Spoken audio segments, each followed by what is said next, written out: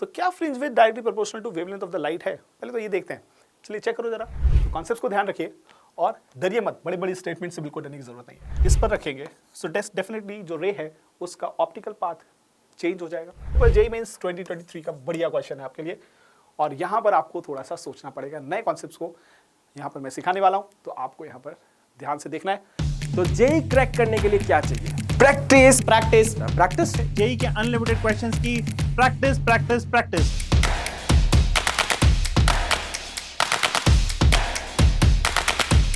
चलिए सबसे पहले हम लोग चैप्टर वेटेज के बारे में बात करते हैं। So will be starting with the trend analysis. तो आज मैं पूरा का पूरा जो पेपर है वो आपके साथ डिस्कस करूंगा। आप चैट में मेरे साथ बने रहिए और जो भी आपका क्वेरी है I will be taking that query as well. बहुत ही इंपॉर्टेंट चैप्टर है जेईई के पॉइंट ऑफ व्यू से। अगर आपको और ज्यादा क्वेश्चंस सॉल्व करने हैं तो डिस्क्रिप्शन बॉक्स में एक लिंक दिया हुआ है, ओपन द लिंक।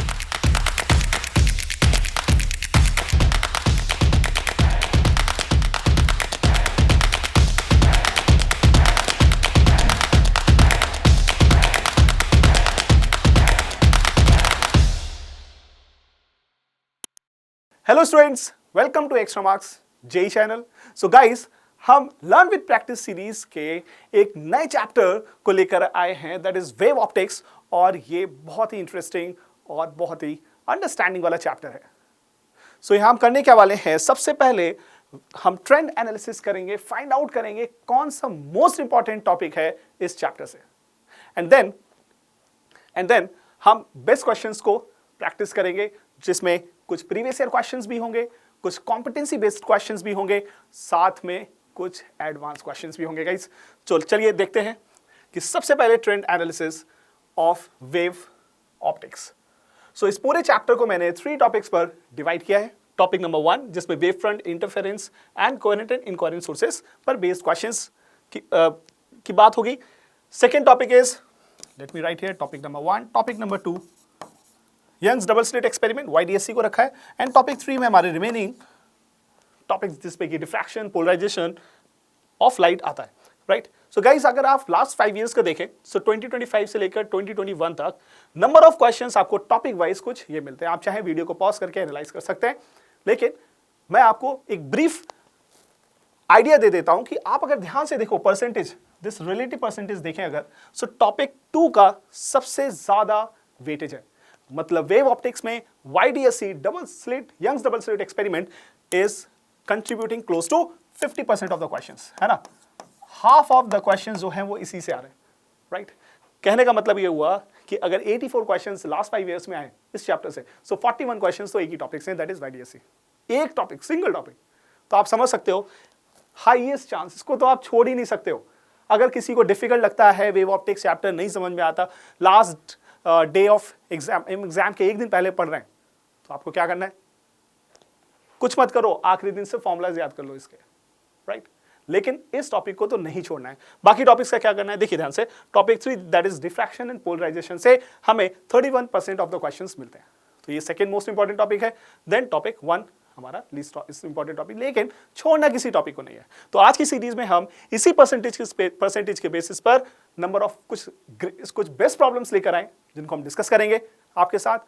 और आपको क्या करना है, आपको 2 काम करने हैं। नंबर 1, अपना पेन एंड कॉपी निकाल कर बैठिए, मेरे साथ इंपॉर्टेंट क्वेश्चंस को, कॉन्सेप्ट्स को याद करेंगे और साथ में क्वेश्चंस को सॉल्व करेंगे। एंड देन सेकेंड काम आपको क्या करना है guys, after the end of this chapter, lecture के एंड में आप डिस्क्रिप्शन में जाएंगे, वहां पर आपको एक लिंक मिलेगा, टैप एंड टेस्ट लिंक पर आप क्लिक करेंगे, आप पहुंचेंगे एक्स्ट्रा मार्क्स के वेबसाइट पर, जिसमें आप एक ओपन टेस्ट अटेम्प्ट कर सकते हैं। इस सीरीज के जो रिमेनिंग चैप्टर क्वेश्चंस हैं उनको आप अटेम्प्ट कर सकते हैं, अपनी लर्निंग को टेस्ट कर सकते हैं, ठीक है। तो इन दोनों काम को जरूर करना है, ऑलराइट। चलिए तो स्टार्ट करते हैं हम टॉपिक नंबर 1 के सबसे बेसिक क्वेश्चंस को लेकर डिस्कस करते हैं, ऑलराइट। सो टॉपिक नंबर 1 जैसा कि wave front interference and coherent and incoherent sources पर बेस्ड है। सो टॉपिक नंबर 1, अब यहां पर आप कंफ्यूज हो रहे हैं क्वेश्चन नंबर 2 क्यों दिया है, क्योंकि क्वेश्चन नंबर 1 आपको टैप एंड टेस्ट में मिलेगा, ऑलराइट। यहां पर क्वेश्चन नंबर 2 है, कुछ क्वेश्चंस मैं आपके लिए लिखा रहा हूं, बट ये बेस्ट क्वेश्चंस है, ऑलराइट। चलिए, सो क्वेश्चन नंबर 2 हमसे क्या कह रहा है कि according to Huygens construction, tangential envelope which touches all the secondary spheres is the position of, and we have 4 options, ठीक है। तो सबसे पहले हम समझते हैं कि सेकेंडरी स्फीयर्स आखिर बनेगा कैसे। ठीक है, तो सेकेंडरी स्फीयर्स का मतलब हुआ कि हम डेफिनेटली प्राइमरी सोर्स को सबसे पहले कंसीडर करेंगे, प्राइमरी सोर्स और प्राइमरी डिस्टर्बेंस। ऑलराइट, सो अगर मैंने ये प्राइमरी सोर्स लिया है, ये प्राइमरी सोर्स एक वेव फ्रंट क्रिएट करेगा। ऑलराइट, और यहां पर मैं इसको प्राइमरी सोर्स से जो वेव फ्रंट्स निकल रहे हैं, इस वेव फ्रंट को मैं प्राइमरी वेव फ्रंट बोल सकता हूं और फर्स्ट वेव फ्रंट बोल सकता हूं, लेकिन मैं अभी सिर्फ यहां प्राइमरी वेव फ्रंट लिखूंगा। अगर आप हाइगन्स प्रिंसिपल को अंडरस्टैंड करें, सो हाइगन्स प्रिंसिपल कहता है कि प्राइमरी वेव फ्रंट के ईच पॉइंट एक इंडिविजुअल सोर्स की तरह काम करेंगे। जैसे ये प्राइमरी सोर्स था, वैसे ही प्राइमरी वेव फ्रंट के इंडिविजुअल पॉइंट्स अपने आप में सोर्स की तरह काम करेंगे। तो मैं इन सारे पॉइंट्स को, ये जितने भी पॉइंट्स आपको दिख रहे हैं, इनको मैं भाई प्राइमरी सोर्स तो ये हो गया, तो इनको मैं सेकेंडरी सोर्स बोल सकता हूं। राइट, तो ये इंडिविजुअल पार्टिकल्स हमारे सेकेंडरी सोर्स की तरह बिहेव करेंगे और इनसे भी क्या निकलेगा, ये खुद में एक वेव फ्रंट बनाएंगे और इस वेव फ्रंट को हम वेव फ्रंट नहीं बोलते हैं, इसको हम वेवलेट्स बोलते हैं। ऑलराइट, सो यहां पर हमें एक वेवलेट मिल रहा है, यहां पर individual secondary source. Alright, late me write here, this is the secondary source. ये हमारा प्राइमरी सोर्स था, ये सेकेंडरी सोर्स हो गया। करेक्ट, ये भी एक सेकेंडरी सोर्स है और यहां पर एक वेवलेट क्रिएट कर रही है। They all are known as wavelets. Correct, alright. अब क्या होगा सर, अब यहां पर अगर मुझे यहां पर सेकेंड वेव फ्रंट बनाना है, क्योंकि प्राइमरी वेव फ्रंट हमारा हो गया, अब सेकेंडरी वेव फ्रंट मुझे बनाना है, तो मैं क्या करूंगा, सेकेंडरी वेव फ्रंट के लिए हम इन वेवलेट्स के टेंजेंट ड्रॉ करेंगे। Right, so this is tangent, can you see clearly, यहां पर एक टेंजेंट बन रहा है। करेक्ट, और ये टेंजेंट क्या कहलाता है, this tangent is known as secondary wave front. Alright, so कुछ इस तरीके से वेव की एनर्जी प्रोपेगेट करती है। ऑलराइट, सो क्वेश्चन में भी यही दिया है कि according to Huygens construction, tangential envelope which touches all the secondary spheres. Right, so secondary spheres को जो टच करेगा, ऑलराइट, सेकेंडरी स्फीयर्स को जो टच करेगा वो क्या कहलाएगा, सेकेंडरी वेव फ्रंट कहलाएगा। Right, so look at the options. Obviously first वाला ओरिजिनल वेव फ्रंट बिल्कुल नहीं होगा, बी में क्या कह रहा है, सेकेंडरी वेव फ्रंट होगा। करेक्ट है ये। C is geometrical wave front, no extended wave front, ये कुछ नहीं होते हैं, सीधा सीधा बी हमारा ऑप्शन करेक्ट हो जाएगा। राइट, बहुत ही conceptual basic question, Huygens principle पे बेस्ड था ये। आपने कॉन्सेप्ट्स को भी लिखा होगा और साथ में क्वेश्चन को सॉल्व भी किया होगा। यही इसी ट्रेंड को हमें आगे कंटिन्यू करना है आने वाले क्वेश्चंस में। So guys, look at this question. ये भी क्वेश्चन हमारा वेव फ्रंट पर बेस्ड है, basic concepts of Huygens principle पे बेस्ड है। क्वेश्चन क्या कह रहा है, ध्यान से देखो आप। Sumit draw 4 diagrams for refraction of an incident wavefront while traveling from between media 1 and media 2 with their refractive index as mu1 and mu2। और यहां पर रिलेशन दिया है हमें दो रिफ्रैक्टिव इंडेक्स का, mu1 जो है mu2 से लेस है। आपको बताना है विच ऑफ द फॉलोइंग रे diagram is correct about the refraction. ठीक है, सो बेसिकली आपको क्या करना है कि जो ये वेवफ्रंट्स दिए हैं, इंसिडेंट वेवफ्रंट्स, रिफ्रैक्टेड वेवफ्रंट्स, इनको एनालाइज करना है कि कौन सा करेक्ट होगा, और कंडीशन आपको क्वेश्चन में कुछ गिवन है। ठीक है, तो क्या हम कर सकते हैं, हमें क्या बेसिक अंडरस्टैंडिंग पता है, हम उसके बेसिस पर इन वेवफ्रंट्स को हम ड्रॉ करेंगे और फाइंड आउट करेंगे कौन सा ऑप्शन करेक्ट है। सो गाइस, अप्रोच आपको क्लियरली समझ में आ चुकी है। ये हमारा इंटरफेस हो गया मीडिया का, this is medium number 1 and this is medium number 2। Correct, आपको क्वेश्चन में जो कंडीशन गिवन है, it's mu1 is less than mu2। अब अगर इस कंडीशन को हम ध्यान से देखें, refractive index of medium 1 is less than refractive index of medium 2। Correct, alright, और लाइट भी हमारा कुछ मीडियम 1 से मीडियम 2 की तरफ जा रहा है। परफेक्ट, ये हमें पता है। सेकेंड, आप जानते हो रिलेशन स्पीड ऑफ लाइट का। स्पीड ऑफ लाइट क्या कहता है कि sir speed of light in medium, in any medium, is going to depend upon speed of light in vacuum divided by its own reflective index. ठीक है, तो इन दोनों के बीच में इनवर्स रिलेशन है, तो मैं यहां पे बोल सकता हूं the speed of light in medium 1 will be greater than speed of light in medium 2, है ना, इनवर्स रिलेशन है दोनों के बीच में। तो यहां पर कुछ ये रिलेशन बनेगा। अब अगर मैं ध्यान से देखूं तो जरा आप जरा आप ए बी सी डी को ऑप्शन को देखिए, यहां पर कुछ स्पीड ऑफ लाइट का भी रिलेशन दिया हुआ है ना। हमने क्या निकाला, हमें जो गिवन कंडीशन थी उसके बेसिस पर हमने v1 ग्रेटर देन v2 निकाला। सो v1 लेस देन v2, ये ऑप्शन तो गलती हो गया। अब यहां आएंगे सी में, ये भी ऑप्शन गलत हो गया, करेक्ट। बी में हाँ सेटिस्फाई हो रहा है और सी में भी हो सकता है, राइट। तो क्यों ना हम बी और डी में भी ऑप्शन को चेक कर सकते हैं।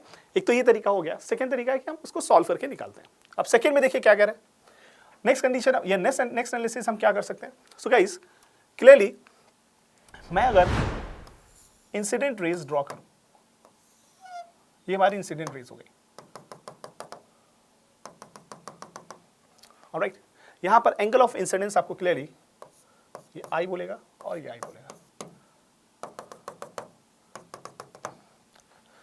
अब आपको ये समझना है कि अगर हमारी इंसिडेंट रेज μ1 से μ2 में जा रही है, रिफ्लेक्टिव इंडेक्स वेरी कर रहा है, सो डेफिनेटली या तो रेज हमारी नॉर्मल की तरफ बेंड करेंगी या अवे बेंड करेंगी। ये कैसे पता चलेगा किस तरफ रेज बेंड करेंगे। सो एक कंडीशन आपने डेफिनेटली रे ऑप्टिक्स में भी पढ़ा है, आप जानते भी हैं कि अगर हमारी rays reflect rarer to denser जाएंगी, so rays will bend towards the normal, right. Rays will bend towards the normal, correct. So μ2 ज्यादा है तो नॉर्मल की तरफ बेंडिंग हो जाएगा, इजंट इट, नॉर्मल की तरफ बेंडिंग हो जाएगा। सो क्लियरली आप देख सकते हो कि बी और डी में ऑप्शन, अच्छा ये तो देखो क्या है, ये बेंडिंग बिल्कुल नॉर्मल को ही क्रॉस कर जाएगा, नॉर्मल क्रॉस नहीं करेगा, है ना। सो डी ऑप्शन तो गलत ही हो गया, बी ऑप्शन हमारा मैच कर रहा है। और क्लियरली हम देख सकते हैं कि सर हाँ बिल्कुल ठीक है, रेज हमारी आई and then in medium to denser medium में रेज टुवर्ड्स नॉर्मल बेंड कर गई, करेक्ट, ऑलराइट। सो ये कॉन्सेप्ट हम ध्यान रखेंगे। तो आप ये भी ध्यान रख सकते हो कि जब रेज रेयर से डेंसर जाएंगी, the rays will bend towards the normal, correct? All right, let's go for the next question. अच्छा चलो हम पहले ऑप्शन देख लेते हैं, हमारा ऑप्शन बी करेक्ट मैच हो रहा है। Now move towards the next question. और गाइस नाउ हम मूव कर चुके हैं यंग्स डबल स्लिट एक्सपेरिमेंट पर। Topic number 2 is the most important topic, और आप मान के चलिए ये कि बहुत हाई चांसेस, मतलब मुझे तो लगता है कि आप छोड़ ही नहीं सकते इस टॉपिक को, करेक्ट। वेव ऑप्टिक्स का बेसिक यही है और ये one of the most easy and direct formula based questions are, ठीक है। चलिए हम देखेंगे, कुछ अच्छे क्वेश्चंस मैं लेकर आया हूँ आपके लिए, और बेसिक डायरेक्ट फॉर्मुला बेस्ड मैं यहाँ पर नहीं डिस्कस करूंगा क्योंकि जेईई मेंस के अच्छे क्वेश्चंस को मैं लेकर आया हूँ। तो ये क्वेश्चन बहुत ही ताज़ा, बहुत ही फ्रेश, एक लास्ट ईयर का क्वेश्चन है जेईई मेंस 2025 का, असर्शन रीजन बेस्ड। आप स्टेटमेंट पढ़िए और समझिए क्या कह रहा है। सो स्टेटमेंट 1 जो कि असर्शन है, कह रहा है कि Young double slit experiment the fringes produced by red light are closer as compare to those produced by blue light, ठीक है। तो वाईडीएसई एक्सपेरिमेंट में हम क्या करते थे, याद करो, हमने वाईडीएसई एक्सपेरिमेंट लिया, ये हमारी स्क्रीन हो गया, correct, this is the screen and on this in front of this screen हमने, अच्छा मिरर मत समझ लेना, ठीक है, ये स्क्रीन है और इस स्क्रीन के सामने हमने तो स्लिट्स हैं, इनके बीच का डिस्टेंस को हमने बोला स्मॉल डी, राइट, और यहाँ पे एक सोर्स रखा, सोर्स से लाइट रेज निकलेंगी।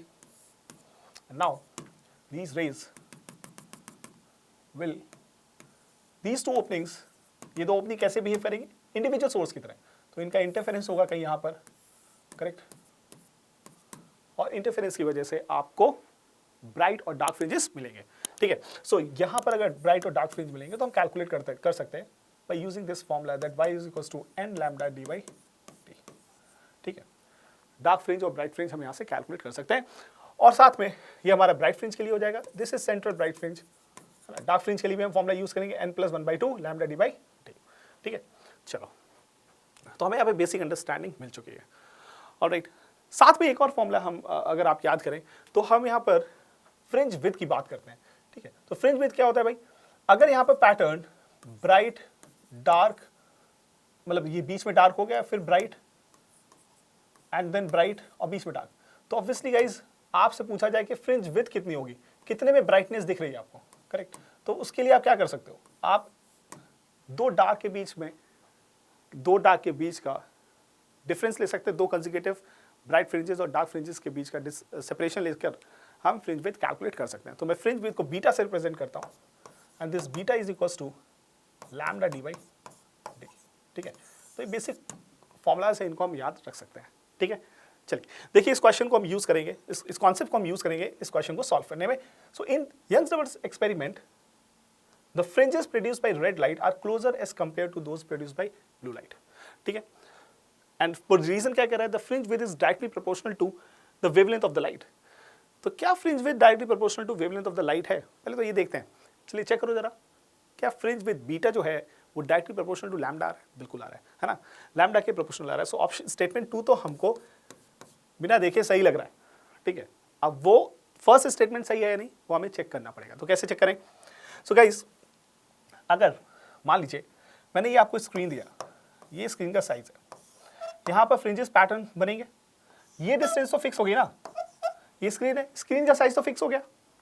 अब यहाँ पर आपसे बोला जा रहा है कि रेड लाइट की क्लोजर होगी या नहीं होगी। तो हमें ये देखने के लिए हम क्या कर सकते हैं, सीधा मैं आपसे बोल सकता हूं that beta is equal to lambda D by D. Alright, and साथ में हमें पता है कि wavelength of red is greater than wavelength of blue है। राइट, वी नो दिस, हमने लास्ट चैप्टर में इलेक्ट्रोमैग्नेटिक वेव में इन सारी चीज़ों को डिटेल में पढ़ा था, तो आप वहाँ से ये चीज़, इस कॉन्सेप्ट को समझ सकते हैं। अगर ये चीज़ हमें यहाँ पर मिल चुकी है तो clearly fringe width of red is greater compare to fringe width of blue. ठीक है, अब अगर इसके फ्रिंज विड्थ, गाइस अब यहाँ पर सोचने वाली बात है, अगर रेड की फ्रिंज विड्थ ज़्यादा है, ठीक है, तो रेड के लिए यहाँ पर, अच्छा मैं यहाँ ड्रॉ करता हूँ, आपको ऐसे समझ में आ जाएगा कि रेड के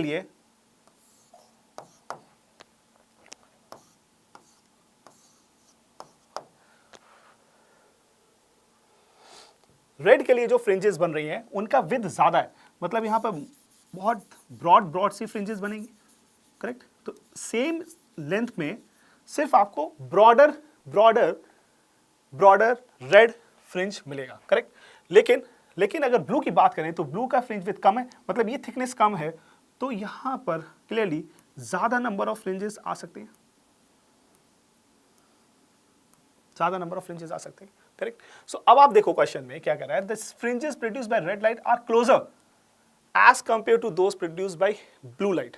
बताओ ये क्लोजर दिख रही है या नहीं दिख रही है? ब्लू लाइट में ज्यादा क्लोजर है, ज्यादा नंबर ऑफ आपको फ्रिंजेस दिख रही है। करेक्ट, सो ये स्टेटमेंट हमारा गलत दिख रहा है हमें, और रीजन हमको करेक्ट लग रहा है। Second statement is looking perfect, right. So check करेंगे ऑप्शन को, yes A statement is false and B is true, है ना। सिंपल सा लॉजिक हमने यूज किया और क्वेश्चन को सॉल्व कर लिया। ठीक है, देखो कोई कैलकुलेशन है, कुछ नहीं है, कोई कैलकुलेशन नहीं है, सिर्फ कॉन्सेप्ट्स हैं, right. If you have strong hold on your concepts, आप डिफिकल्ट क्वेश्चंस को भी फ्रैक्शन ऑफ सेकंड्स में सॉल्व कर सकते हो। ठीक है, चलो बढ़िया है। Alright, now move to next question. ये क्वेश्चन जेईई मेंस 2025 का क्वेश्चन है। आप देख सकते हो बहुत रिसेंट क्वेश्चंस को हम डिस्कस कर रहे हैं, वाईडीएससी पर बेस्ड है। क्वेश्चन कह रहा है that Young's double slit experiment जो हुआ उसको हमने इमर्ज कर दिया लिक्विड में, जिसका रिफ्लेक्टिव इंडेक्स है कितना गाइस, 1.44। ठीक है, वाईडीएससी एक्सपेरिमेंट जो हमने कंडक्ट किया उसको हमने लिक्विड के अंदर डाल दिया। अब क्या करा है, it has slit separation of 1.5 millimetre. Slit separation को हम डी बोलते हैं, करेक्ट। डी हमारा हो गया 1.5 millimetre. Next, the slits are illuminated by parallel beam of light whose wavelength in air is 690 nanometer. So wavelength is 690 nanometer. The fringe width on the screen placed behind the plane of the slit at a distance, आपको D का value, capital D का value भी दिया है, that's, है ना, this is capital D। दो screen के बीच का distance is 0.72 metres. And now आपको कैलकुलेट क्या करना है, यहां पर फ्रिंज विड्थ बताना है। सो आप ऑलरेडी देखो, आपने ऑलरेडी फ्रिंज विड्थ का फॉर्मूला, फ्रिंज विड्थ का कॉन्सेप्ट पढ़ा पीछे, है ना। दो ब्राइट फ्रिंज और दो डार्क फ्रिंज के बीच का डिस्टेंस कंसेक्यूटिव होना चाहिए, राइट। सो बीटा हम ऑलरेडी जानते हैं, लेकिन इस क्वेश्चन में दिया है कि जो बीटा हमारा है वो लैम्डा डी बाई डी होता है, राइट। लेकिन अब इसको मैंने क्या किया, लिक्विड में डाल दिया, right. So this is emerged in liquid. तो डेफिनेटली लिक्विड की वजह से कुछ तो इंपैक्ट होगा, है ना। क्या इंपैक्ट होगा, आपको पता है कि वेवलेंथ हमारी डिक्रीज कर जाती है mu times, speed of light हमारी डिक्रीज कर जाती है म्यू टाइम्स, वेवलेंथ हमारी म्यू टाइम्स डिक्रीज कर जाएगी, तो बीटा भी हमारा म्यू टाइम्स डिक्रीज कर जाएगा। So clearly beta in medium will be equals to beta by mu which is equal to lambda D by mu T. वाह sir, बढ़िया, आपने कितनी आसानी से ये चीज समझा दिया कि आखिर फ्रिंज लिक्विड में डालने से फ्रिंज विड्थ कम क्यों होगी, राइट? हमारी स्पीड ऑफ लाइट कम होगी, वेवलेंथ कम होगा, तो फ्रिंज विड्थ भी कम होगा, करेक्ट? चलो हम वैल्यूज को पुट करेंगे और अपने आंसर पे पहुंचेंगे। सो lambda is 690, nano is 10⁻⁹, D का वैल्यू 0.72 दिया है and mu is 1.44 and then we have small d equal to 1.5 millimeter, that is 1.5 into 10⁻³ so guys क्या देखिए लग रहा है आपको?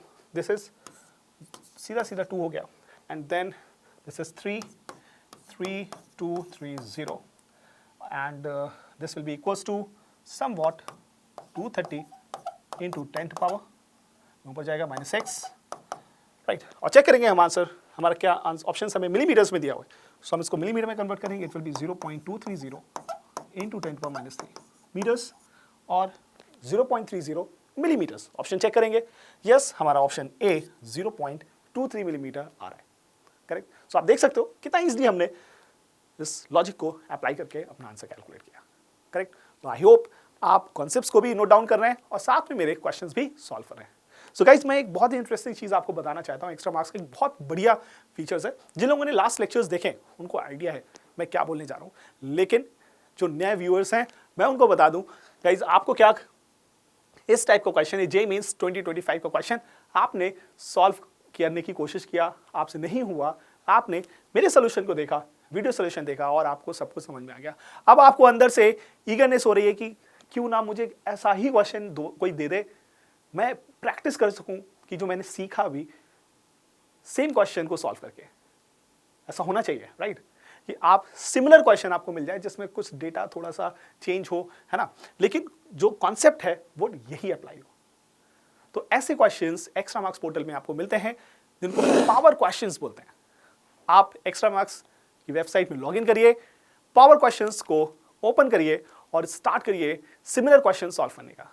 करना क्या है, आप क्वेश्चन पे जाएंगे, एक ऑप्शन आपको मिलेगा क्रिएट न्यू क्वेश्चन, क्लिक करेंगे, आपको ऑटोमेटिकली यहां पर एक नया क्वेश्चन क्रिएट हो जाएगा जो इसी कॉन्सेप्ट पर बेस्ड होगा, इसी लैंग्वेज पर बेस्ड होगा। आपको नए डेटा के साथ एक नया क्वेश्चन मिल जाएगा। आप फिर से उस क्वेश्चन को सॉल्व करके देखिए, अगर आपसे क्वेश्चन वो बन जाता है गुड टू गो, नहीं बनता है दोबारा से आप क्रिएट न्यू क्वेश्चन करेंगे, फिर से आपको एक नया क्वेश्चन मिल जाएगा, आप फिर से ट्राई कर सकते हैं। और ये कितनी बार कर सकते हैं सर? जब तक आपका मन हो तब तक कर सकते हैं, हर बार आपको एक नया क्वेश्चन मिलेगा, है ना? ये बढ़िया चीज़, बहुत बढ़िया फीचर है।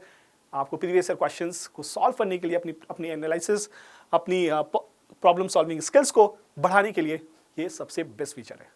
ऑलराइट, चलो नेक्स्ट मूव करते हैं नेक्स्ट क्वेश्चन पर और देखते हैं क्या क्वेश्चन में दिया है। सो देख सकते हो फिर से एक नया क्वेश्चन आपके लिए आया है, दैट इज जेईई मेंस 2023 का है। और गाइस आपको ये समझना है साथ में कि क्या क्वेश्चंस सच में डिफिकल्ट होते हैं जेईई के? नहीं होते, राइट? आप देख सकते हो एक लाइन 2 लाइन में हम क्वेश्चन को सॉल्व कर लेते हैं, राइट? तो कॉन्सेप्ट्स को ध्यान रखिए और डरिए मत, बड़े बड़े स्टेटमेंट से बिल्कुल डरने की जरूरत नहीं है। सो क्वेश्चन में क्या कह रहा है, the beam of light consisting of 2 wavelengths 700 angstrom and 5500 angstrom is used to obtain interference pattern in YDSE. The distance between the slit is ये small d हो गया and the distance between the plane and the slit is this, ये capital D हो गया, ठीक है? The least distance from the central fringe where the bright fringe due to both the wavelength coincides, ठीक है? तो बहुत सिंपल सा है कि YDSE में क्या कह रहा है कि हमने एक बार इस लाइट को यूज किया λ1 को और एक बार हमने इसको यूज किया दैट इज λ2, ठीक है? और दोनों केस में हमें क्या मिल रहा है, एक सर्टेन डिस्टेंस y पर हमको पैटर्न मिल रहा है, मतलब ये y डिस्टेंस पर दोनों की वजह से जो फ्रिंज है वो कोइंसाइड कर रही है, करेक्ट? सो मुझे पता है कि मैं कोई भी लाइट यूज करूं, रिलेशन तो हमें सिंपली ये यूज करना पड़ेगा guys, that y is equal to n lambda D by, isn't it? और मैंने अगर y को फिक्स कर दिया है, ऑलराइट, y कांस्टेंट हो जाएगा। तो y अगर कांस्टेंट है क्योंकि सेम डिस्टेंस पे हमें कैलकुलेट करना है, सो यहाँ से हमें n1 lambda 1 is equals to n2 lambda 2, दोनों लाइट के लिए हम यहाँ पर ये कॉन्सेप्ट यूज करेंगे। क्यों ऐसा कर रहे हैं? क्योंकि y कांस्टेंट हो गया है ना, दोनों के लिए सेम डिस्टेंस पर फ्रिंज कैलकुलेट करना है। ये d हमारा कांस्टेंट है और कैपिटल D भी हमारा कांस्टेंट है, तो ये सारे इधर जाएंगे तो कांस्टेंट हो जाएंगे। So n lambda equal to constant हो जाएगा, then I can write n1 lambda 1 equals to n2 lambda 2। अगर थर्ड लाइट भी यूज करेंगे तो हम n3 लैम्डा 3 लिख देंगे, करेक्ट। अब n1 क्या है? n1 is the number of fringe, correct, number of the bright fringe from the CBF, centre bright fringe है। नाउ गाइस, क्वेश्चन में आपको कुछ गिवन है क्या? ध्यान से देखो, हमारे पास ऑलराइट, मैं एक काम करता हूँ, पहले तो मैं यहाँ पर n1 और n2 का रिलेशन कैलकुलेट कर लेता हूँ, क्योंकि वेवलेंथ तो हमें दी हुई है। लैम्डा 2 का value 55 angstrom divided by lambda 1 which is 7000 angstrom, ये दोनों कैंसिल हो जाएंगे एंड यहाँ पर मेरे पास 11/14 आ रहा है, करेक्ट। तो ये क्या बोल रहा है कि कोइंसिडेंस, अगर आप रेड लाइट अगर आप वेवलेंथ लैम्डा 1 को कंसीडर कर रहे हैं और लैम्डा 2 को कंसीडर कर रहे हैं, तो वहां पर आपको इस लैम्डा 1 का 11th फ्रिंज और लैम्डा 2 का 14th फ्रिंज आपस में कोइंसाइड करेंगे एट वाई डिस्टेंस पर, करेक्ट। ऑलराइट, नहीं समझ में आया तो मैं दोबारा बता देता हूँ। देखो, ये स्क्रीन हो गया, ऑलराइट, और यहाँ पर दूसरी स्क्रीन ले ली मैंने। ये हमारा सेंटर ब्राइट फ्रिंज है and this is centre bright fringe. So lambda 1 को जब हमने पास कराया, सो क्लियरली जो फ्रिंज बन रहा है हमारा, ये 11th फ्रिंज हो गया लैम्डा 1 के लिए, और लैम्डा 2 के लिए हम सेम डिस्टेंस पर हमारा कौन सा फ्रिंज बन रहा है guys? This is the 14th, राइट, this is the 14th, but ये वाई डिस्टेंस दोनों के लिए कांस्टेंट है, okay. Now so I need to find out कि least distance from the center fringe where the bright fringes due to both wavelengths coincide। मतलब कहने का ये हुआ कि दोनों जहां पर ये coincide कर रहे हैं, आपको वो डिस्टेंस फाइंड करनी है। मतलब y तो हमें फाइंड करना है ना, सो y कैसे फाइंड कर सकते हैं? कैसे भी, दोनों में कोई भी फॉर्मूला ले सकते हैं। We know y is equals to n lambda d by d। So guys, हम इस सेटअप में यूज कर रहे हैं, तो मैं बोल सकता हूँ कि नंबर ऑफ फ्रिंजेस हमारे n1 होंगे। यहाँ पर जो हमने वेवलेंथ यूज किया है लैम्डा 1 होगा, करेक्ट। सो n1 कितना आया? अगर आप रेशियो देखो तो हम 11th, हम बोल रहे हैं ना यहाँ पर 11th कोइंसाइड कर रहा है। सो अगर 11th कोइंसाइड कर रहा है, this is n1, so 11 into lambda 1 is 7000, d is, where is d? This is 150 centimeter, 10 to the minus 2 and divided by small d which is 2.5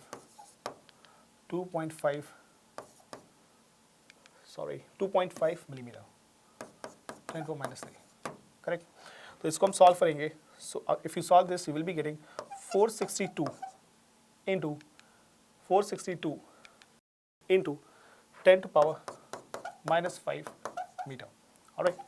तो हमारा ये y का वैल्यू हो जाएगा, करेक्ट। अब आप देखेंगे क्वेश्चन में हमसे पूछा क्या गया है।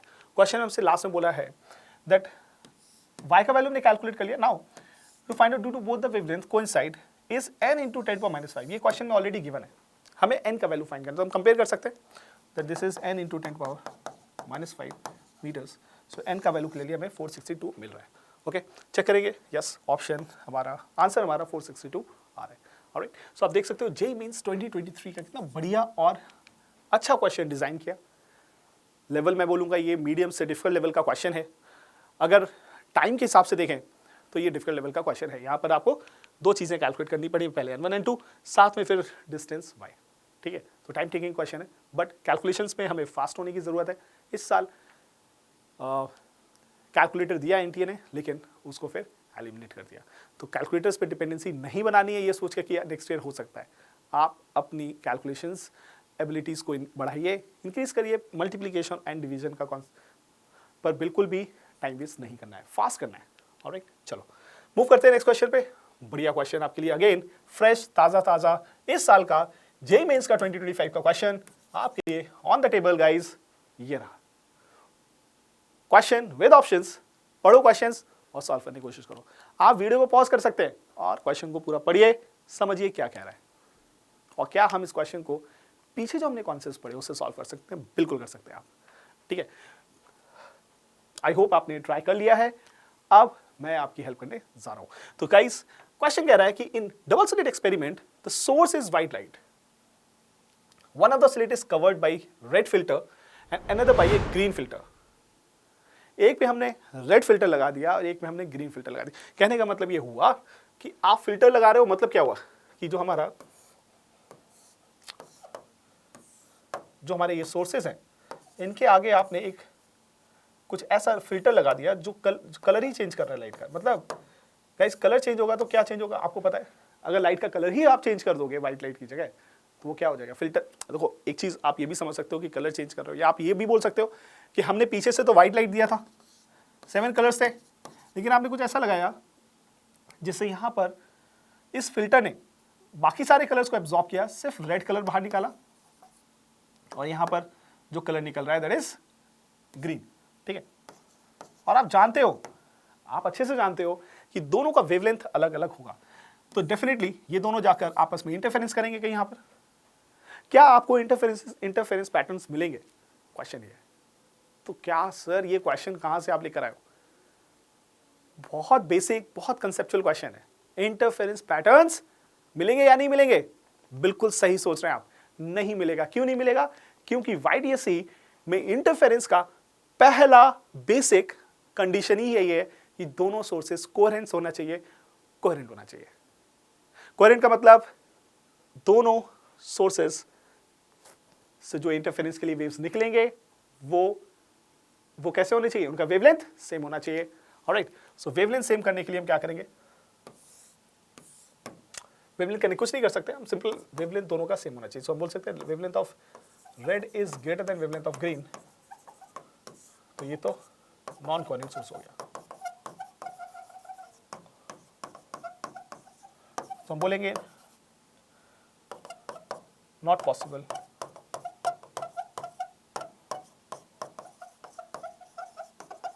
Interference, correct. सो इंटरफेरेंस की कंडीशन ही होल्ड नहीं कर रहा है ना। बढ़िया क्वेश्चन, कंसेप्चुअल क्वेश्चन है। और कब पूछा ये? इसी साल पूछा है जेईई मेंस पे। हर जगह डिफिकल्ट क्वेश्चन नहीं आता है। मैं आपसे वही बोल रहा हूँ कि अगर आप किसी चैप्टर को पूरा नहीं कर सकते तो आप उसके बेसिक कॉन्सेप्ट्स को तो कर ही सकते हो। अगर आपको लगता है आप बहुत डिफिकल्ट क्वेश्चंस उस चैप्टर से नहीं कर पा रहे हो, कोई बात नहीं, उसके जो बेसिक फॉर्मूलाज है, उसके जो बेसिक कॉन्सेप्ट्स हैं, उनको तो हम कम से कम पढ़ ही सकते हैं ना, समझ सकते हैं, अंडरस्टैंडिंग कर सकते हैं। आप इस सीरीज के जितने भी हमने चैप्टर्स यहाँ पर आपके लिए लाए, आप उनको वन थ्रो में जाइए। एक घंटे से भी कम के लेक्चर्स है, आप उनको कवर अप करिए। मैं आपको गारंटी दे रहा हूँ आपको ऐसे बहुत सारे कॉन्सेप्ट्स मिलेंगे जो जेईई मेंस में डायरेक्ट क्वेश्चंस आएगा, करेक्ट। सो नाउ चेक करते हैं हम अपने आंसर को। आंसर बी हमारा मैच कर रहा है।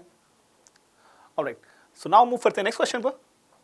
सो गाइस ये क्वेश्चन थोड़ा सा फ्रेश क्वेश्चन है 2023 का, और इस क्वेश्चन में आपको डरने की जरूरत नहीं है। देखिए क्वेश्चन को आप ध्यान से पढ़ो, काफी स्टेटमेंट है, एक फिगर सा दिया हुआ है और साथ में 2 स्लैब भी लगा दिए, ठीक है। क्वेश्चन में कह रहा है कि YDSC एक्सपेरिमेंट में S1 S2 2 सोर्सेज हैं जिनके बीच का सेपरेशन D है एंड स्क्रीन और स्लिट के बीच का डिस्टेंस कैपिटल D है।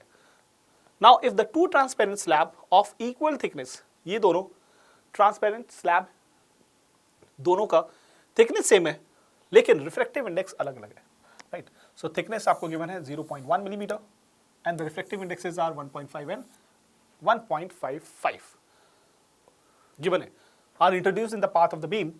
वेवलेंथ हमने 400 एंगस्ट्रॉम रखा है।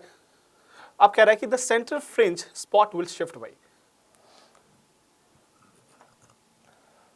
What you know that sir, अगर मैंने कोई भी फिल्म स्लैब को नहीं रखा है, उस केस में हमारा अगर इंटरफेरेंस में निकालूं सो डेफिनेटली ये सेंटर ब्राइट फ्रिंज हो जाएगा, और क्लियरली आप बोल सकते हो कि इन दोनों वेव्स का जो इंटरफेरेंस हो रहा है वो कहीं यहां पर होगा, करेक्ट। ये सोर्स S1 है, दिस इज सोर्स S2। लेकिन गाइस अब हम क्या कर रहे हैं, एक मैंने यहां पर स्लैब रखा और एक स्लैब हमने नीचे वाले पर रखा।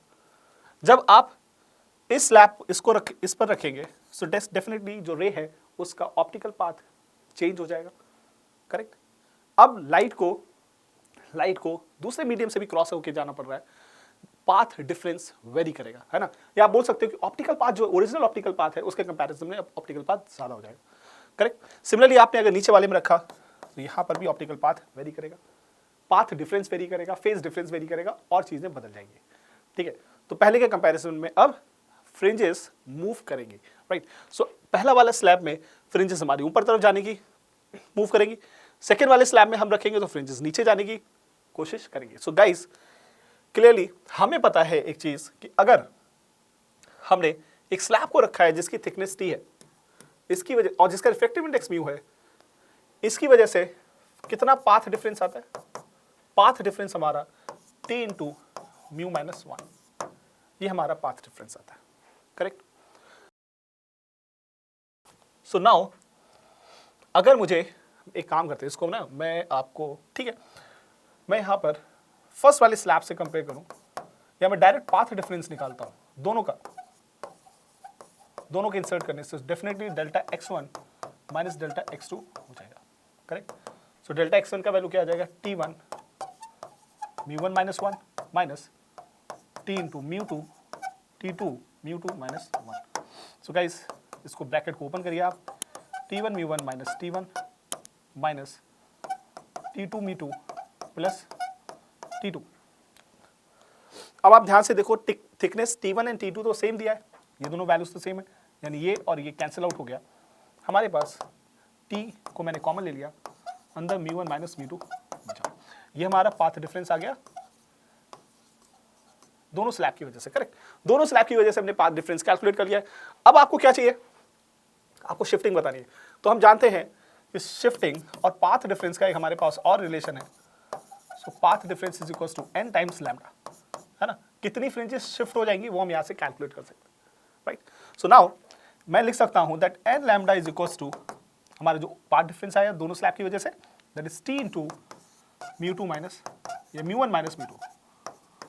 ओके, सो गाइज आप म्यू1 माइनस म्यू2 कुछ भी ले सकते हैं, राइट। पता चल जाएगा हमें कि ओवरऑल ऊपर की तरफ है, नीचे की तरफ प्लस माइनस के साइन के बेसिस पर। सो मुझे n का वैल्यू निकालना है। So n is equal to t का वैल्यू कितना है क्वेश्चन में, so the t is equal to 0.1 millimetre. इसको मैं 0.1 इंटू 10⁻³ लिखूंगा। म्यू1 माइनस म्यू2 इज 1.55 या 1.55 minus 1.51 divided by lambda, and the lambda is 4000 angstrom into 10⁻10। Okay, मैं यहाँ पर n इज इक्वल्स टू लिख सकता हूँ दैट n इक्वल टू 0.1 को मैंने लिख सकता हूँ 10⁻4, दिस इज 0.04, राइट। सो इसको गाइस मैं 0.04 लिखा एंड डिनोमिनेटर में आ गया हमारा 4 इंटू 10⁻7। सो ये कैंसिल आउट होकर 0.01 हो जाएगा and this can be written as 10⁻6 divided by 10⁻7 which is 10, है ना। सो कितना नंबर ऑफ फ्रिंजेस हमारी शिफ्ट हो गई है, हमारी 10 नंबर ऑफ फ्रिंजेस शिफ्ट हो चुके हैं, राइट। सो हम चेक करेंगे अपने आंसर को, यस हमारा आंसर 10 आ रहा है, सो 10 इज द करेक्ट आंसर, है ना। सिंपल लॉजिक को, सिंपल कॉन्सेप्ट्स को हमने यहाँ पर यूज किया है। ओके, चलिए मूव करते हैं नेक्स्ट क्वेश्चन पर। This is again JEE Mains 2023 के क्वेश्चंस। गाइस इस टाइप के क्वेश्चंस आपको और सॉल्व करना है, आप चाहते हैं कि और डिटेल में हमें सर इस तरीके के नए क्वेश्चंस मिले, हम उनको और प्रैक्टिस करना चाहते हैं, तो आपको पावर क्वेश्चंस को डेफिनेटली एक्सप्लोर करना चाहिए। बहुत अच्छे फीचर्स हैं जो आपकी प्रिपरेशन को इजी, एफिशिएंट और स्मार्ट बना सकते हैं। एक्स्ट्रा मार्क्स के पोर्टल पर जाइए, लॉगिन करिए और प्रैक्टिस करिए। ऑलराइट, देखते हैं क्वेश्चन नंबर 11 में क्या कह रहा है। The width of the fringe is 2 millimetre on the screen in the double slit experiment for the light of the wavelength 400 nanometer. The width of the fringe for the light of wavelength 600 nanometer. हमसे definitely fringe width के बारे में बात की जा रही है, correct. So fringe width का फॉर्मूला जानते हैं, beta is equals to lambda D by D, correct. और यहाँ पर ये वाले वैल्यूज सेम रखे हुए हैं, मतलब beta is directly proportional to lambda बोल सकते हैं। So I can write beta 1 upon beta 2 is equals to lambda 1 upon lambda 2। बिल्कुल सही सोच रहे हैं आप, बिल्कुल सिंपल सा, एक लाइन में हमें सॉल्व करना है। तो fringe width is 2 millimetre divided by beta 2 lambda 1 is 400 nanometre divided by the second wavelength हम ले लिया 600 पे पूछा है, देखो कितना ये वन लाइनर में हम क्वेश्चन को सॉल्व कर सकते हैं, करेक्ट। दिस इज 2/3, सो ये 2 से 2 और कैंसिल हो गया, बीटा 2 क्लियरली हमें 3 मिलीमीटर मिल जाता है। ओके, सिंपल, वन लाइन, एक लाइन में हम क्वेश्चन सॉल्व कर सकते हैं। ठीक है, चलेंगे ऑप्शन को मैच करेंगे। यस, हमारा ए ऑप्शन मैच कर रहा है। सो ये देखिए आप क्वेश्चन हमारे जेईई मेंस के इजी क्वेश्चन है ना, इजी लग रहे हैं क्योंकि अब हमने कॉन्सेप्ट्स को समझ लिया है, स्ट्रांगली हमने अंडरस्टैंड कर लिया है क्वेश्चंस को, करेक्ट। चलिए मूव करते हैं एक और क्वेश्चन पर। जेईई मेंस 2023 का बढ़िया क्वेश्चन है आपके लिए और यहाँ पर आपको थोड़ा सा सोचना पड़ेगा, नए कॉन्सेप्ट्स को यहाँ पर मैं सिखाने वाला हूँ, तो आपको यहाँ पर ध्यान से देखना है। गाइस क्वेश्चन में क्या कह रहा है, the ratio of the intensities of 2 points P and Q on the screen is in a Young's double slit experiment with the phase difference between the two wave of the same amplitude are π/3 and π/2। ठीक है, तो हमें ratio of intensities बताना है किसी दो point पर P and Q। तो आप जानते हो कि किसी दो पॉइंट की अगर बात करें हम, तो मैंने मान लीजिए ये आपसे YDC हमारा है, right, this distance is D, ये हमारा सेंटर ब्राइट फ्रिंज हो गया। गाइस सो दो पॉइंट हमने ले लिए, एक बार वेव हमारी यहाँ इंटरफेरेंस कर रही है, इस पॉइंट को बोला गया P, और सेम रेज हमारी इस पॉइंट पर इंटरफेरेंस करी, मान लिया मैंने ये पॉइंट हो गया Q, राइट। इन दोनों पर इंटेंसिटीज अलग अलग होंगी। क्यों ऐसा होगा? क्योंकि दोनों का फेज डिफरेंस आपको दिया, दोनों वेव जब इंटरफेरेंस कर रही है उस समय जो एम्पलीट्यूड, जो फेज डिफरेंस की बात हो रही है, वो फेज डिफरेंस हमारा π/3 है एंड π/2 है। इस समय यहाँ पर डेल्टा फाई है विच इज π/3 एंड यहाँ पर डेल्टा फाई हमारा π/2 है।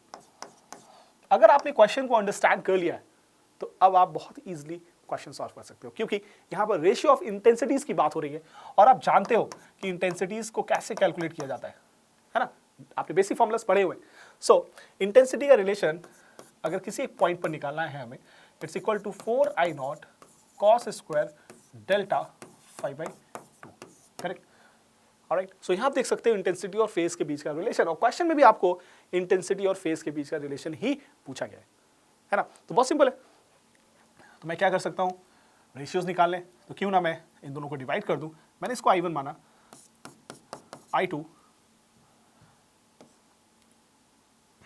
Equal to 4I0 cos square delta π/2। तो ये दोनों कैंसिल आउट हो जाएंगे। आपको पहले वाले में π/3 को पुट करेंगे तो ये π/6 हो जाएगा।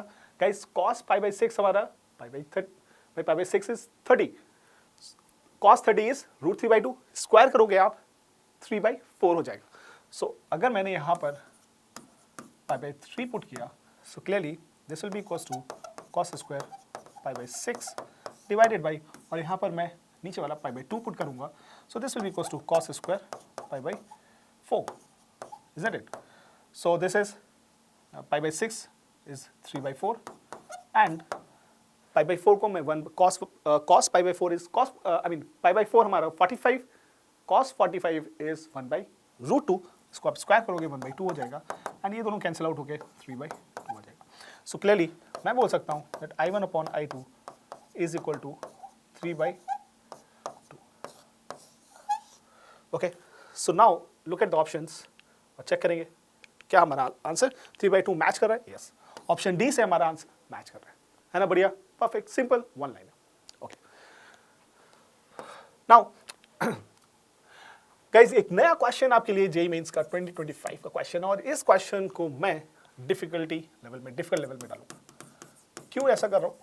क्योंकि थोड़ा सा हट के क्वेश्चन है, क्वेश्चन डिफिकल्ट है बट थोड़ा सा हट करें, राइट। और इस क्वेश्चन को करने के लिए बहुत मेहनत की जरूरत नहीं है, बट सोचने की जरूरत है। तो इस क्वेश्चन में क्या कह रहा है, the width of the one of the two slit in Young's double slit experiment is D, while that of the other slit is XD. If the ratio of the maximum to the minimum intensity in the interference pattern on the screen is 9:4, then what is the value of X?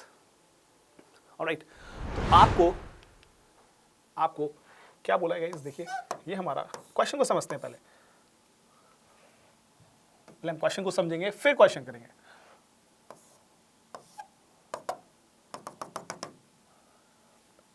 ये distance हमारा question में दिया गया है कि fringe with हमारी जो slit है उसका विद दिया है x टाइम्स d, तो इसको मैंने x टाइम d माना, ये हमारा d हो गया।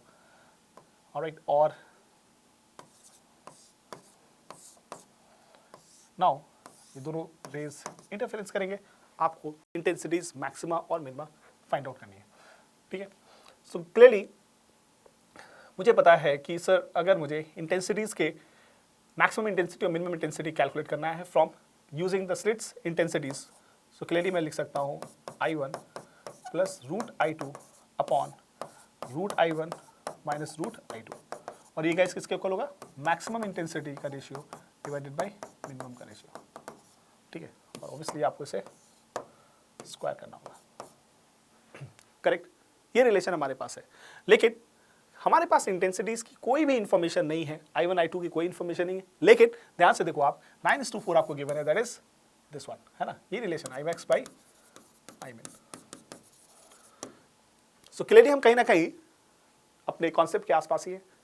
अगर मेरे पास कुछ ऐसा रिलेशन मिल जाए जिसमें मुझे इंटेंसिटी और विद ऑफ द स्लिट, है ना, स्लिट की जो विद है उसके बीच का कुछ रिलेशन मिल जाए। सो गाइस मैं आपको यहाँ बताना चाहता हूँ कि intensity is directly proportional to square of the width होता है and also square proportional to square of the amplitude, correct. तो इस कॉन्सेप्ट को आप ध्यान रखेंगे, इस साल इस कॉन्सेप्ट पर क्वेश्चन आया, so definitely intensity proportional to a square पर नेक्स्ट ईयर क्वेश्चन आ सकता है, ठीक है। चलो तो हम इस लॉजिक को यूज करते हैं अगर, सो मैं बोल सकता हूँ that I1 is equal to, और मैं I1 proportional to x d whole square and I2 proportional to d square, correct. तो इस लॉजिक को मैं यूज करता हूं, यहां पर सॉल्व कर सकते हैं। So root x d whole square plus root d square divided by root x d whole square minus root d whole square is equal to 9:4, और ये होल स्क्वायर हो जाएगा, करेक्ट। अगर मैंने बोथ साइड अंडर रूट किया तो ये 3/2 हो जाएगा and this will become x d plus d upon x d minus d, right, this will be equal to 3/2, correct. D d d cancel होगा, आउट हो जाएगा x plus 1 upon x minus 1 is equal to 3/2। Guys हम solve करेंगे, this will be equal to 2x plus 2 is equal to 3x minus 3 and this is equal to ये 5 हो जाएगा and this is equal to x। so यहाँ पर मेरे पास x की value 5 आ चुका है। so कैलकुलेट हमें क्या करना था, we need to find out that the ratio of the maximum to the minimum intensity on the intensity is right on the screen, then what is the value of x, है ना।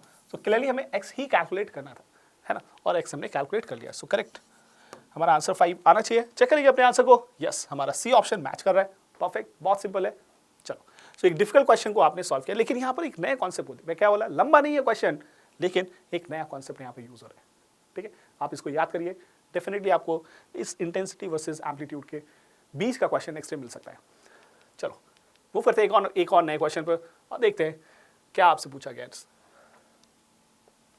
Now guys look eight here, a microwave of wavelength 2 centimeter falls normally on a slit of width 4 centimeter. The angular spread of central maxima of the diffraction pattern obtained on the slit. So guys, अब आप ध्यान से अगर देखो question को, ये diffraction पर हम आ चुके हैं, मतलब हमने YDSC के बहुत सारे क्वेश्चंस किए, मतलब आज के सीरीज में अगर मैं आपके पास 12 क्वेश्चन लेकर आया हूँ तो 6 क्वेश्चंस हमारे YDSC पर थे, 50% क्वेश्चंस हमने कवर किए और अच्छे अच्छे questions, variety of the questions हमने किए। अब हम मूव कर रहे हैं अपने next topic number 3, diffraction and polarisation पर। उस पर बेस्ड आप डिफ्रैक्शन पर आपको पहला क्वेश्चन यहाँ पर दिया गया है। The question is JEE mains 2024 का द माइक्रोवेव वेवलेंथ दिया गया है, normally on a slit of width 4 centimeter. The angular spread of the central maxima of the diffraction pattern obtained on the screen 1.5 meter away from the slit. Correct?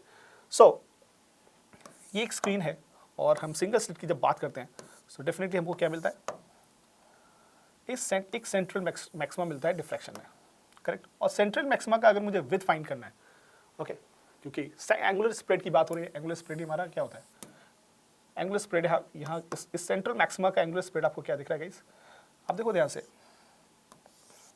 कुछ first minima और यहाँ पर first minima, है ना, दोनों के बीच का जो सेपरेशन है वही हमारा क्या हो जाएगा, ये स्प्रेड हो जाएगा, right, width of central maxima. मुझे एंगुलर कैलकुलेट करना है, एंगुलर स्प्रेड कैलकुलेट करना है, मतलब मुझे ये थीटा और थीटा को कैलकुलेट करना है, 2 थीटा निकालना है, राइट। एंगुलर विथ का मतलब है we need to find out 2 theta. So कैसे करेंगे, तो सबसे पहले हम थीटा अगर कैलकुलेट कर ले तो हमारे लिए ईजी हो जाएगा। सो गाइस, फर्स्ट मिनिमा की कंडीशन क्या होती है, तो condition for minima in diffraction, so आप जानते हो condition for minima is path difference is equals to a sine theta, और हम यहाँ पर लिख सकते हैं n lambda is equals to a sine theta.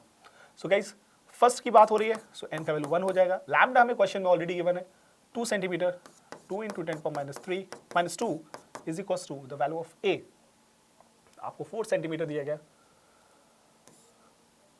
4 centimeter, that is 4 × 10⁻² and then a sin theta, correct? So clearly this and this will be 2, और यहाँ पे हमें sin theta equal to 1/2 मिल जाता है।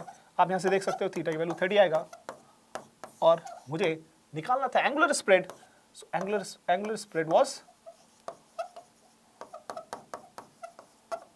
2 थीटा विच इज 60 डिग्री, है ना। So clearly हमने इस कंडीशन को, द कंडीशन ऑफ मिनिमा को यूज करके हमने angular spread for central right fringe calculate कर लिया है फॉर द डिफ्लेक्शन पैटर्न, ठीक है। चलिए, सो ऑप्शन हम चेक करेंगे, यस हमारा ऑप्शन सी मैच कर रहा है, बहुत ही सिंपल, 1 लाइन में हमने क्वेश्चन को सॉल्व किया, ठीक है। चलो नेक्स्ट मूव करते हैं, नेक्स्ट क्वेश्चन। तो बच्चों, इस टाइप के क्वेश्चंस में बिल्कुल भी आपको टेंशन लेने की ज़रूरत नहीं है। एक्स्ट्रा मार्क्स के और भी बहुत सारे फीचर्स आपको पोर्टल पे मिलते हैं, जिसमें आप इजी, मीडियम, डिफिकल्ट टाइप के क्वेश्चंस को फिल्टर लगा के सॉर्ट कर सकते हो। आप प्रीवियस ईयर क्वेश्चंस भी डायरेक्ट फाइंड आउट कर सकते हैं। आपको अगर प्रीवियस ईयर क्वेश्चंस नहीं, आपको नए क्वेश्चंस को सॉल्व करना है, तो आपको बहुत वैरायटी ऑफ द क्वेश्चंस मिलते हैं एक्स्ट्रा मार्क्स पोर्टल पर प्रैक्टिस करने के लिए। तो डेफिनेटली एक्सप्लोर करिए, आपकी लर्निंग को बहुत स्मार्ट और एफिशिएंट बनाएंगे, करेक्ट। चलिए क्वेश्चन देखते हैं। जेईई मेंस 2023 का आपको डिफ्रैक्शन पर बेस्ड एक क्वेश्चन मिलता है। The question is the single slit of with A is illuminated by a monochromatic light of wavelength 600 nanometer.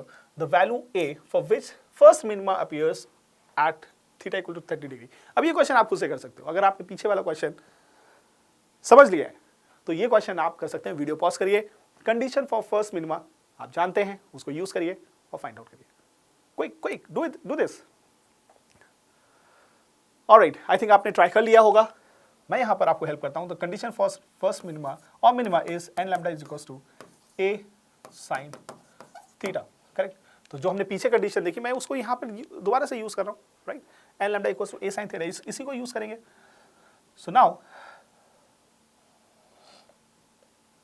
तो फर्स्ट मिनिमा कंडीशन दिया, एन का वैल्यू हमने 1 ले लिया, लैम्डा हमको क्वेश्चन में गिवन है 600 nano, and the value of a is, अच्छा ए हमें कैलकुलेट करना है, and this is sine 30। Sine 30 का वैल्यू 1/2 हो जाएगा, and this 2 will come on this side. और देखो आप कितना सिंपल इजी पीजी सा क्वेश्चन आपके लिए 1 लाइन में आपने सॉल्व कर लिया। So this is equal to 1.2 into 10⁻⁶A, और इसको माइक्रो के टर्म्स में बोल सकते हैं। ऑलराइट, चेक करेंगे अपने ऑप्शंस को, क्या हमारा ऑप्शन कोई मैच कर रहा है। 1.2 माइक्रोमीटर, बी ऑप्शन हमारा मैच कर रहा है, correct. Check our answer, yes B option हमारा मैच कर रहा है ना, सिंपल, बढ़िया।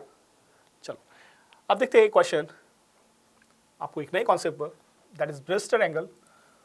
और इस क्वेश्चन को हम जेईई मेंस 2023 का ये क्वेश्चन स्टेटमेंट बेस्ड, बहुत सिंपल था। सो स्टेटमेंट 1 क्या कह रहा है, if the Brewster angle for the light of propagating from air to glass is theta B, then the Brewster angle for the light propagating glass to air is π/2 minus theta B. So पहले हम statement 1 को analyse करते हैं यहाँ पर। So guys, Brewster angle क्या होता है, angle of incidence for the light, जहां पर भाई क्या होगा, लाइट हमारी रेयर से डेंसर की तरफ मूव करेगी, ये हमारा रिफ्लेक्शन एंगल हो जाएगा। कुछ अमाउंट ऑफ लाइट जो है रिफ्लेक्शन करेगी, ये रिफ्रैक्शन हुआ, ये this is refraction, this is reflection, तो एंगल ऑफ इंसिडेंस सेम हो गया। अब कह रहा है कि ब्रेविस्टन एंगल वो एंगल होता है, एंगल ऑफ इंसिडेंस होता है जब रिफ्लेक्टेड रे और रिफ्रैक्टेड रे के बीच का एंगल 90 हो जाए, करेक्ट। अगर 90 हो रहा है तो ये हमारा एंगल आई हमारा ब्रेविस्टन एंगल कहलाएगा, ठीक है। तो इस कंडीशन को यूज करते हुए आप अगर नॉर्मल की लाइन को देखें ध्यान से, तो this i plus 90 plus r, i plus 90 plus r equal to 180 हो जाएगा। यहां से हमें एक रिलेशन मिल जाता है that r equal to 90 minus i, और आई हमारा क्या है, ब्रेविस्टन एंगल है। और आपको यहाँ पर कुछ ऐसा दिख भी रहा है, ठीक है। चलिए नेक्स्ट कंडीशन क्या है कि अगर मैंने इसको लाइट को कहाँ से मूव करा रहे हैं, एयर टू ग्लास करा रहे हैं, तो एयर का रिफ्लेक्टिव इंडेक्स को मैं μ1 इज इक्वल टू 1 माना, μ2 इज इक्वल टू μg माना, ठीक है। यहाँ पर मैं अगर स्नेल्स लॉ यूज करूँ, so 1 into sine i is equal to μg into sine r. So guys r की वैल्यू अगर आप यहाँ पुट करोगे, this will be equal to sine 90 minus r, so this will be equal to cos r, μg into cos r, है ना। और यहाँ से मुझे एक रिलेशन मिल जाता है that 1 by sine 90 minus r, sorry 90 minus i हो जाएगा ना, this is 90 minus i, 90 minus i, correct. हमने आर को हटा दिया ना, आर को हटाकर 90 माइनस आई रखा, so this will be equal to sine i upon cos i which is tan i is equal to mu g, correct. देख रहे हो आप, रिफ्लेक्टिव इंडेक्स ऑफ ग्लास और एंगल ऑफ इंसिडेंस और Brewster angle के बीच का हमने एक रिलेशन फाइंड कर लिया है। ये कब है, जब लाइट हमारा रेयर से डेंसर की तरफ जा रहा है, एयर टू ग्लास जा रहा है, ठीक है। So statement 1, if the Brewster angle for the light propagating from air to glass is theta B, then the Brewster angle for the light propagating from glass to air is π/2 minus theta B. अगर light यहाँ से इधर जाएगा तो ब्रेविस्टन angle हमारा क्या π/2 minus theta B हो जाएगा। बिल्कुल सही है, ये स्टेटमेंट 1 करेक्ट है। आर की वैल्यू 90 माइनस थीटा बी है, यही होगा। चलिए अगर हम स्टेटमेंट 2 को ध्यान से देखें, the Brewster angle for the light propagating from glass to air is theta B equal to tan inverse mu g, where mu g is reflective index of the glass, ठीक है।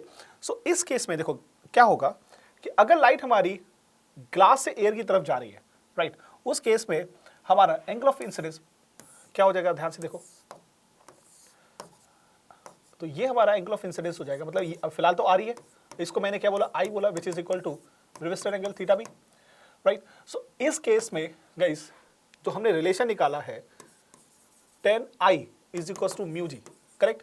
सो अब हमारा ये आई कब है, जब हमारा एंगल ऑफ इंसिडेंस ये है, राइट, या फिर लाइट हमारी एयर से डेंसर में जा रही है, बट अभी हमारा रिवर्स फॉलो कर रहा है, सो हमें डेफिनेटली यहाँ पर आई की जगह आर को ही लिखना पड़ेगा। So this will become r equal to mu g, ये वैलिड है।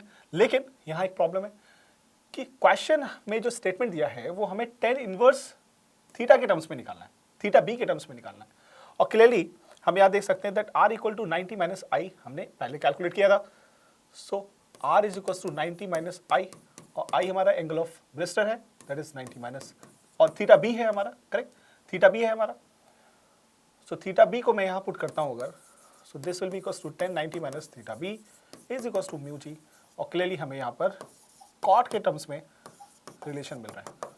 या फिर मैं अगर इसको tan के टर्म्स में लिखूंगा, so this will become tan theta B is equal to 1 upon mu g, है ना। लेकिन स्टेटमेंट में आपको स्टेटमेंट 2 कह रहा है कि theta B is equal to tan inverse mu g, जो कि गलत है, राइट। सो स्टेटमेंट 2 हमारा गलत हो जाएगा, स्टेटमेंट 1 सही है। हम अपने ऑप्शंस पे देखेंगे कौन सा ऑप्शन मैच कर रहा है। Yes, option 1 is, statement 1 is true, statement 2 is correct, option A is 100% correct, है ना। सिंपल, वन लाइन, ब्रेविस्टन एंगल पर बहुत बढ़िया क्वेश्चन था। चलिए अब मूव करते हैं नेक्स्ट क्वेश्चन पर।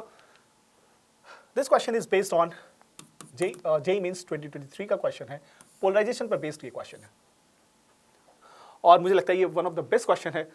इसको मैं डिफिकल्टी लेवल अगर आप पूछें तो मैं इसको डिफरेंट लेवल पे कैटेगराइज करूंगा। तो इस क्वेश्चन को सॉल्व करने के लिए आपको बेसिक अंडरस्टैंडिंग होनी चाहिए पोलराइजेशन की। So in this case in the question it is given the unpolarized light of intensity 32 watt meter square watt per meter square passes through the combination of the three polarites. अब three polarites हमने light को पास कराया such that the pass axis of the last polarite is perpendicular to pass axis of the first polarite. So guys मैंने अगर एक पोलराइट ये लिया, इसकी मैंने पास एक्सिस ये मानी, करेक्ट, और ये फर्स्ट पोलराइट हो गया, और मैंने अगर थर्ड पोलराइट लिया उसकी मैंने पास एक्सिस ये मानी। तो इन दोनों के बीच में आप क्लियरली देख सकते हो एंगल 90 तो बन रहा है, मतलब मैंने फर्स्ट कंडीशन तो गिवन, जो क्वेश्चन में फर्स्ट कंडीशन था वो मैंने सेटिस्फाई कर दिया। नाउ अब बीच में ये पोलराइड 1 मैं लिख देता हूं, दिस इज पोलराइड 2, बीच में एक और पोलराइड होगा जिसकी एक्सेस कुछ और होगी, correct. This is Polaroid 3, Polaroid 2 sorry, and this is Polaroid 3, okay, क्योंकि 1 और 3 के बीच का एंगल 90 दिया गया है।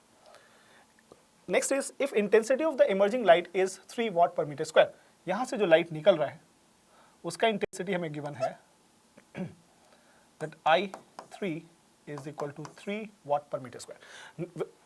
When the angle, then the angle between pass axis of the first two pole right के बीच का एंगल कितना होगा? So clearly मैं ये बोल सकता हूँ कि मुझे कैलकुलेट ये करना है, ये एंगल थीटा कैलकुलेट करना है, correct.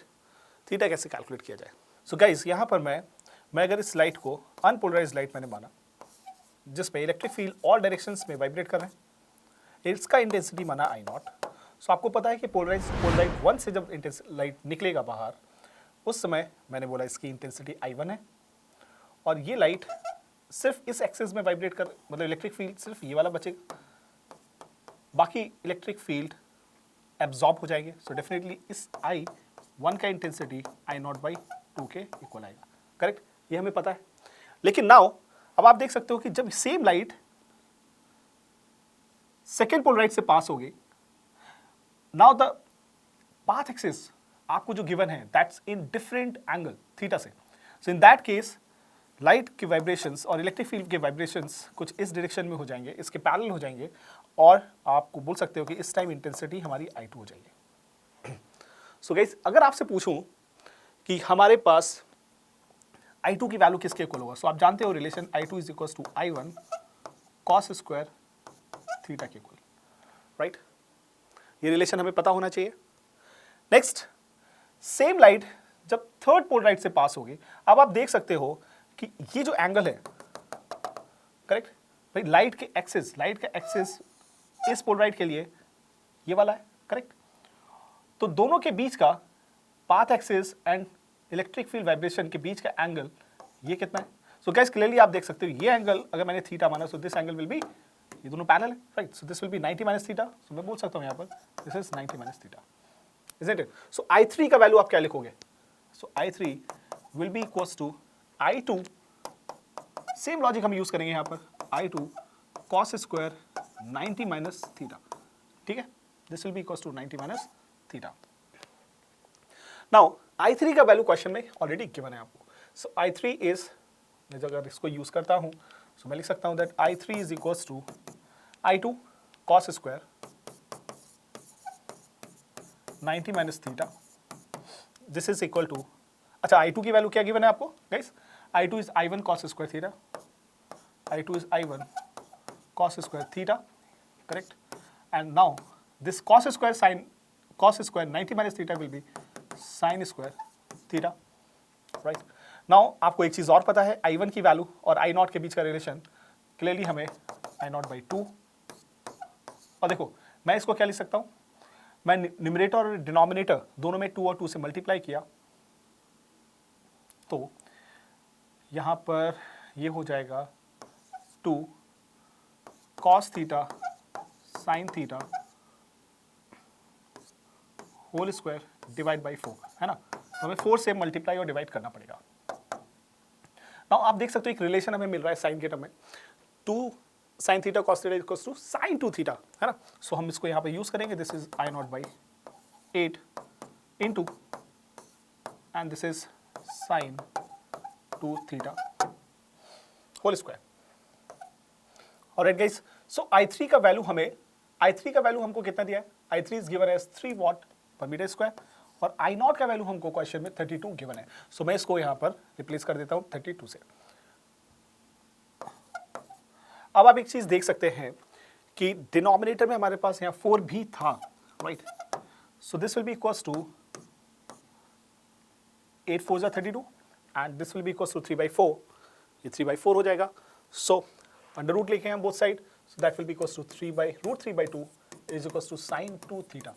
So guys what is this value, ये किसके इक्वल है, this is equal to so sine, so मैं यहाँ पर ये वैल्यू आ जाएगी pi by 3 is equal to 2 theta, and clearly मैं यहाँ से थीटा की वैल्यू पाई बाई 6 बोल सकता हूँ, which is equal to 30 degree. So guys हमारा आंसर 30 डिग्री आ चुका है। सो हम चेक करेंगे अपने आंसर को, यस हमारा आंसर मैच कर रहा है 30।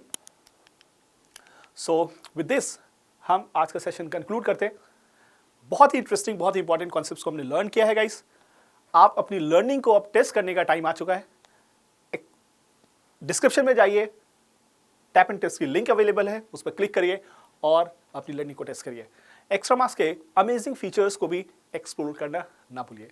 तो हम मिलते हैं नेक्स्ट चैप्टर में नए कॉन्सेप्ट्स के साथ, नए बेस्ट प्रॉब्लम्स के साथ। See you in the next class, take care.